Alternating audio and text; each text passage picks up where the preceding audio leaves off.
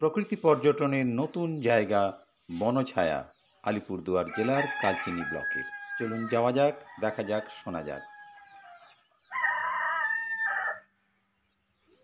আমরা চলুন এবার যাই ভারত ভুটান সীমান্ত লাগোয়া একটি গ্রাম বনছায়া, তার মাঝে দেখি এখানকার বিশেষত্ব, এখানকার মাহাত্ম্য, এখানকার প্রকৃতি, এখানকার অপরূপ সৌন্দর্য আপনাকে যেমন মোহিত করবে, সেই সঙ্গে এখানকার গাছপালা, ফুলের, ফলের ও অন্যান্য অনেক কিছু।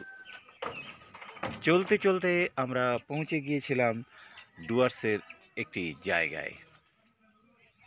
আলিপুরদুয়ার জেলার কালচিনি ব্লকের একটি গ্রাম বনছায়া, যেটা আগে বক্সা পাহাড়ে ছিল এবং তাদেরকে এখানে রিলোকেট করা হয়েছে। এখানে প্রচুর মানুষ থাকেন এখন।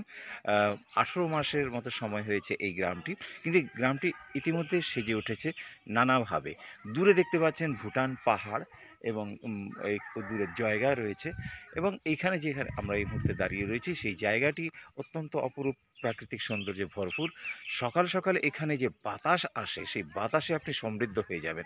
একটা মনে হয় যে এর মধ্যে একটা নিউট্রিশন আছে, এবং সন্ধ্যা এবং রাতের মধ্যে যে বাতাসগুলো আসে, সেই বাতাসের মধ্যেও এক আলাদা সৌন্দর্য আছে, আলাদা মাহাত্ম্য আছে। এখানে না এলে সেটা বোঝা যাবে না। তো সঙ্গে